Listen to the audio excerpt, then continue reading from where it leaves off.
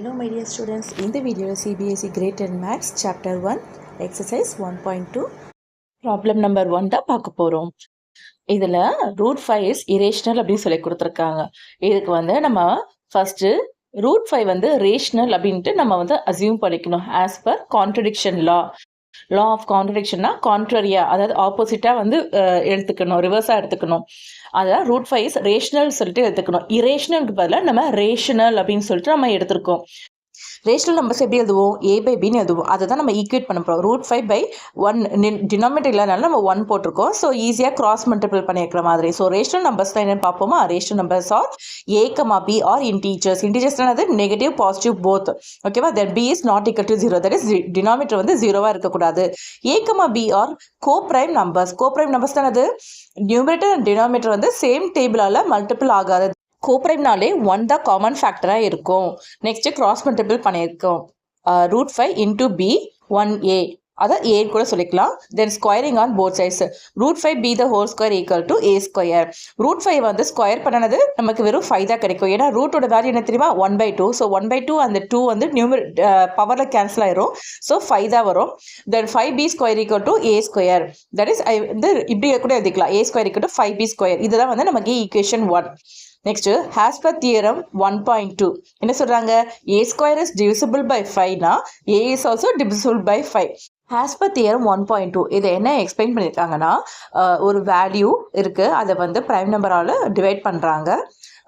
ஏ square இப்போ ஒரு மல்டிபிள்ஸில் போச்சுன்னா கண்டிப்பாக ஏவாலையும் போகும். இப்போ 25 எடுத்துக்கோங்க.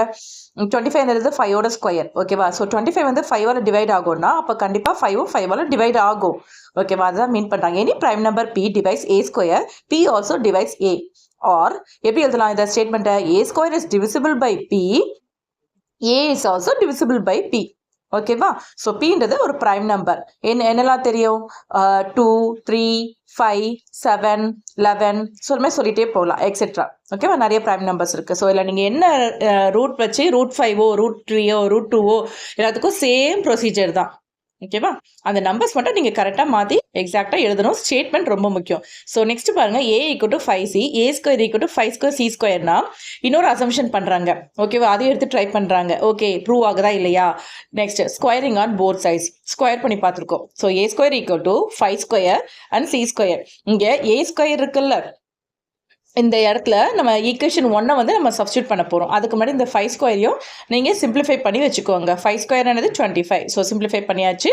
சப்ஸ்டிடியூட்டிங் ஈக்குவேஷன் 1, அதாவது அந்த a ஸ்கொயர் = 5b ஸ்கொயரை இந்த a ஸ்கொயரை ரீப்ளேஸ் பண்ணி நம்ம இங்கே எழுதுகிறோம். Substituting equation 1 in equation 2 in place of a square. கரெக்டாக எழுதுங்க. அப்போ தான் அந்த a ஸ்கொயர் போல 5b ஸ்கொயர் போட்டாச்சா? Equal to 25c square, b square = 25/5. ஏன்னா மல்டிப்ளிகேஷன் இருக்கிற ஆப்போசிட் சைட் போகும்போது டிவிஷனில் வந்துடும். Next, b square by 5. 5 இந்த பக்கம் நீங்கள் கொண்டு வந்தாலும் ஒன்று தான். ஏன்னா நமக்கு ஸ்டேட்மெண்ட்காக தான் நம்ம இந்த சைட் கொண்டு வந்திருக்கோம். ஆனால் எக்ஸாம்ஸில் b ஸ்கொயர் = 5c ஸ்கொயர் அப்படியே ரிப்பார்ட்னாலும் ஒன்று தான். இப்போது நம்ம தியரம் 1.2 பேஸ் பண்ணி b square is divisible by 5, then b is also divisible by 5 அந்த ஸ்டேட்மெண்ட்டை எழுதியாச்சா? நெக்ஸ்ட், எப்படி நம்ம a = 5c அப்படி ட்ரை பண்ணோமோ நெக்ஸ்ட் அதே மாதிரி b = 5d போட்டு ட்ரை பண்ணாலும் இதே ஸ்டேட்மெண்ட் as per theorem 1.2 தான் நமக்கு கிடைக்கும். நெக்ஸ்ட், எக்ஸாம் பாயிண்ட் ஆஃப் வியூக்கு நம்ம எழுத வேண்டிய முக்கியமான ஸ்டேட்மெண்ட் இதுதான். இதுக்கு தான் நமக்கு மெயின் மார்க்கே இருக்கு. ஓகேவா? 1 மார்க் கண்டிப்பாக கிடைக்கும் இது எழுதிங்கன்னா. மோஸ்ட்லி 3 மார்க்ஸில் தான் வரும். a and b are having a common factor, hence it is not a co-prime. a அப்படி சொல்கிறாங்கன்னா a divided by b, அதாவது ரெண்டும் 1 காமன் ஃபேக்டர் பார்த்தீங்கன்னா 1 தான் கிடைக்கும். நியூமரேட்டர் டினாமினேட்டர் காமன் ஃபேக்டர் பார்த்தீங்கன்னா 1 தான் கிடைக்கும். அப்படி இங்கே கிடைக்கல. ஏன்னா 25/5னா உங்களுக்கு இன்னொரு ஃபேக்டர் கிடைக்குது இல்லை. அப்போ it is not a coprime number. 1 தவிர எக்ஸ்ட்ரா ஒரு ஃபேக்டர் இருக்குது. அதனால it is not a coprime number. So it is against our assumption that a, b are co-prime. Hence, root 5 must be irrational அப்படின்னு சொல்லிட்டு ஃபைனலாக ப்ரூவ் பண்ணிட்டாங்க. Coprime பார்த்தீங்கன்னா a and b only 1 has a common ஃபேக்டராக இருக்கும். Thanks for வாட்சிங் my video. இந்த video உங்களுக்கு பிடிச்சிருந்துச்சுன்னா லைக், ஷேர் அண்ட் கமெண்ட் பண்ணுங்கள். சப்ஸ்கிரைபும் பண்ணுங்கள்.